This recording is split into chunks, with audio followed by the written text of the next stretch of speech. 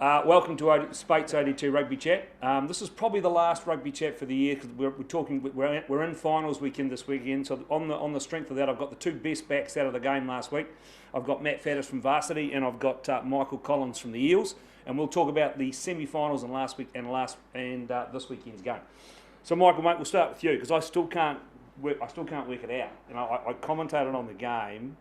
And I said to Roy Hawke at the end of the game, now Southern must have won that game, did they? And they didn't. How did you guys win that game? Good question. I think I'd say probably goal kicking helped us out a hell of a lot. Casey kicked 7. Yeah, I think that first half, I think they were on top of us a lot. Yep. And we didn't have a lot of ball and we didn't have a lot of territory, and we got down there and Case just kicked 12 points, sort of out of nothing. And I think going to the break, we were but we were 9 or so points down, and we should have probably been 20 or so. Could have easily been 20 odd down. Yeah, and I think if we were more than that, we're out of the game. But yeah, and then we just sort of picked up the intensity a bit, sort of got more into our game, and things clicked a little bit more. And I don't know. Yeah, I guess then. Have you had a chat with young Hosey yet? Has anybody talked to him? No. He was good after the game. No, is he all right? He's a bloody good player, and by all accounts, he's been doing bloody good goal kicking. Well, because he has, he's kicked 200. He's over 200 points, and that's a pretty good season by anybody's language. Yeah. And he just had one of those days, didn't he? And it happens. I guess you take the good with the bad, but he'll bounce back and he'll win a game for them. Okay, we'll come back to that. Look, Matt, we'll bring you in. Mm-hmm. So look, Varsity, Harbour. Harbour they've been the form team. They've beaten you guys twice this year. Yep, they have. And they've been the form team. But you must have rated yourselves coming into that semi. Yeah, we're pretty. You're in pretty good nick. We've had a lot of injuries throughout the year, especially at the start of the year. But we kind of contrast each other in the way we play, so that kind of that helped with. I mean, we've got a mobile team. They've got a big team, so we thought they could play a massive part in the outcome. I suppose it did in the end. They were pretty dumb, weren't they? Let's be honest. I mean, they gave away, and I've already talked to the coach about this. I've already talked to Super Coach Marty Herring about this on Sunday, and I just said, how the hell in the first 8 minutes can you give away 7 penalties? Yeah, I mean, it definitely helped us because we did that the second game against them. They scored within the first 2 minutes, but especially on that stadium, if you can get down to that 22. Yeah, it makes it a hell of a lot easier to score points. But we played the game that we hoped they wouldn't be able to go 80 metres and score points. So the interesting thing was, like, you guys went out to a reasonable lead. They came back into the game. Look, it was down at 1 point there at the end. Yep. They were 40 metres out. Talk me through this. They're 40 metres out. They've got a penalty. Take the shot. Why didn't they take the shot at goal? Why the hell did they go to a line out? Yeah, I don't know. You'd have to ask. They tried to tell me afterwards that Logan Allen couldn't kick it from that far. But if you can't kick it from 40 metres, shouldn't you? Yeah, I'm pretty sure I've seen him kick it. Yeah, I've seen him kick more than that. And he's a bloody good striker of the ball. Yeah. As well. But with saying that, I thought at the start of the game they did take the points, and if I was them, I probably would have put it into the corner and tried to get an upper hand. Yeah.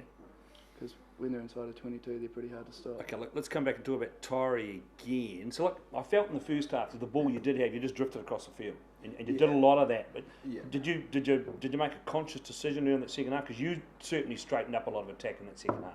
No, I think Southern are extremely good at shutting our ruck speed down, and that's sort of what we play out with a lot of speed, or try to. And when we were struggling with that quick ruck ball, they could sort of shut us down for the ball getting wide. So we sort of had to try change stuff. But it was definitely a point we talked about someone needed to straighten up and someone needed to sort of bring the angle back. Yeah. And later on that second half, we sort of figured out more how to do it. But yeah, that first half wasn't pretty, and we weren't executing. So, because I've always given you stick about how slow you are, but have you added 10 clicks? Personally, have you added 10 clicks to your pace? Because I actually thought you looked fast and deceiving. Yeah. Is that what it is? I've got a lot. Is it that 10, 12 weeks off you've had? Yeah, 10, 12 weeks off. You've done some sprint training? Actually, I have. I've done a lot with Bucky. Bucky got in touch and said he was keen to help out, and I sort of had a lot of time off, obviously, when I couldn't do much with the thumb. Yep. So Bucky got me out to the beach for a couple of times a week. Oh, did he? Oh, good on him. Doing stepping and stuff. And yeah. So that's a long road ahead. Do you reckon he's got any faster? Because I think he has. No. I reckon don't reckon he's got any faster at all? No.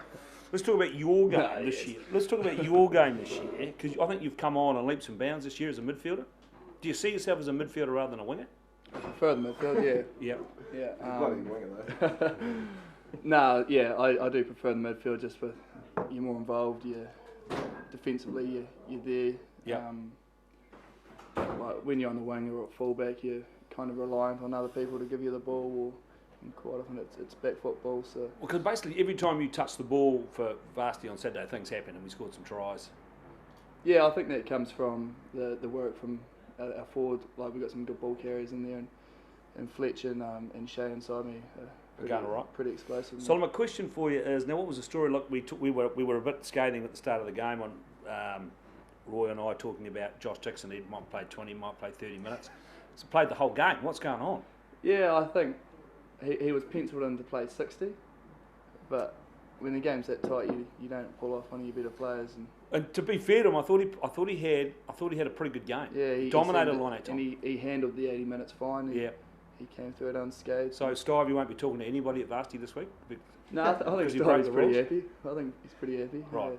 And what about, let me talk about the best player I thought in your team for Taieri in the weekend. I thought Josh Larson was outstanding for you guys. Larson. What's he on? He's been good all year. Is he on some? He must be on some really good drugs. He's got to be on some good drugs. He was everywhere. He was everywhere. He's bloody passionate. Actually, we stole him from uni probably 3 years ago. Right. I think he was at Colts and he wanted us to go home when he came out. But he's come on leaps and bounds last year or so. And he's throwing his weight around, which is good to see. Well, because I mean, Webster's a bigger guy, isn't he? And Josh, and he's a bit more athletic, Larson. Yeah. But look, at one stage we were calling it like a long period of play in that game, which I think went for about 6 or 7 minutes. I had cramp of the tongue by the end of it, by the way. And No I reckon in that he would have handled the ball 6 or 7 times in that movement. I was sick of.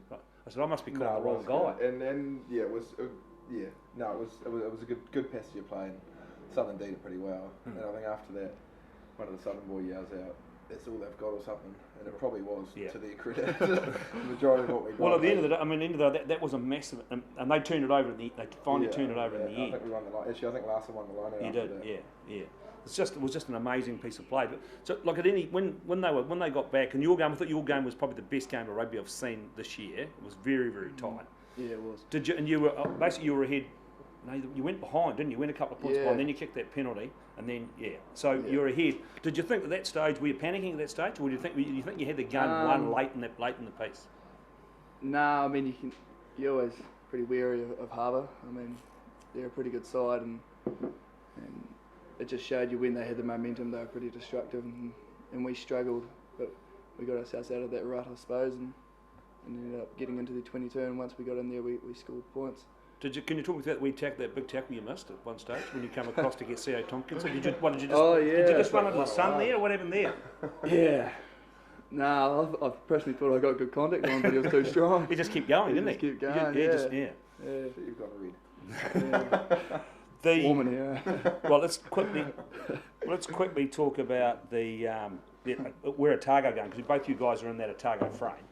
So, of course, nobody will be available. We've just got somebody walking in here, just interrupting a video to do something ridiculous. I hope he's keeping out of the way.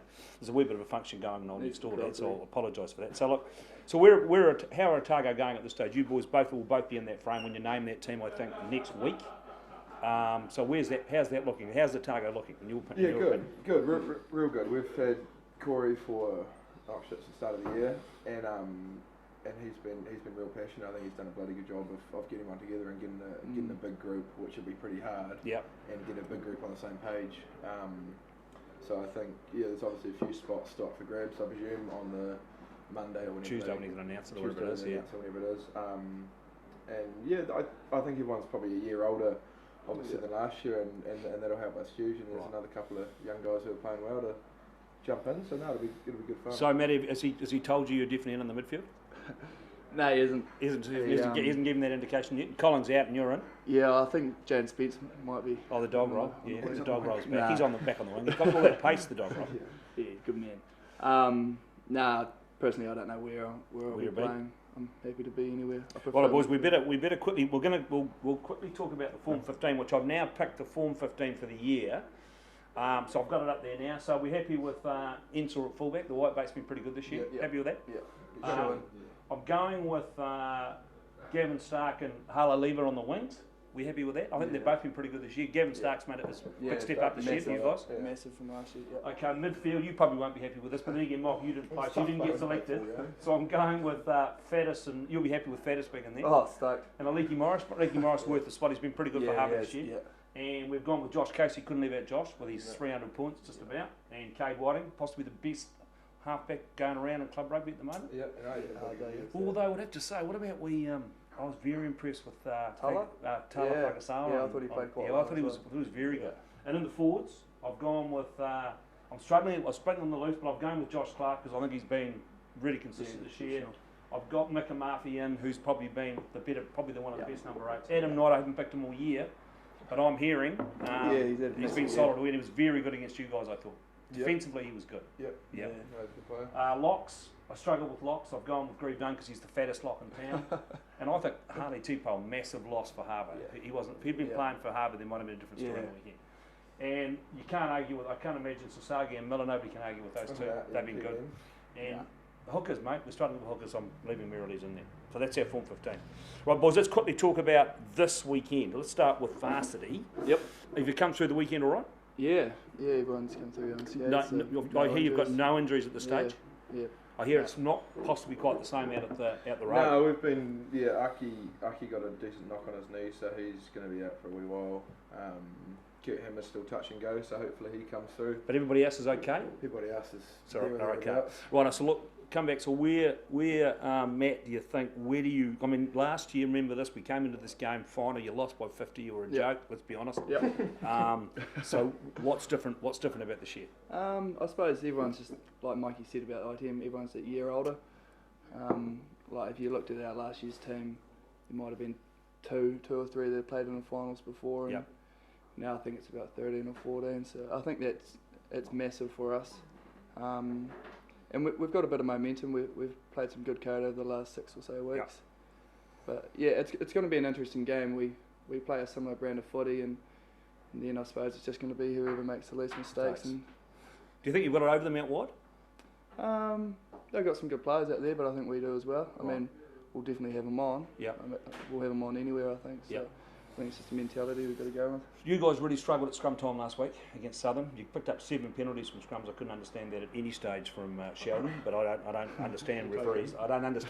But so have you got a concern about your scrum, especially with Aki out now going into this game? No, it's sweet. The fellow that's going to come for scrums is a good scrummager, so we should be fine with that. Jason McDonald came out to Taieri last night and did a bit of scrum work. So I think the boys are pretty confident. And they've had a good scrum all year, and I think the last time by all accounts they headed over Varsity, so it should be okay. I said, well, okay. And the other, just quickly, I'm going up against the Picks. I've lost 3 in a row. I've lost to every deadbeat in Dunedin over the last 3 or 4 weeks, and I'm up against Kenny Whitson this weekend, 200 game man for Taieri. He's picked Taieri this weekend, so I know who you guys were picking. So I know we're running out of time, so I'll just finish with this. This is the last game of the year. This is for the Spate Shield. Whoever wins this game just wins the whole shooting box. Look, Taieri on paper, they've won 4 of the last 5. They probably should win this game going away. But look, I'm going to go with the upset. I'm going to take Varsity by 2 points, and we'll talk to you again next season.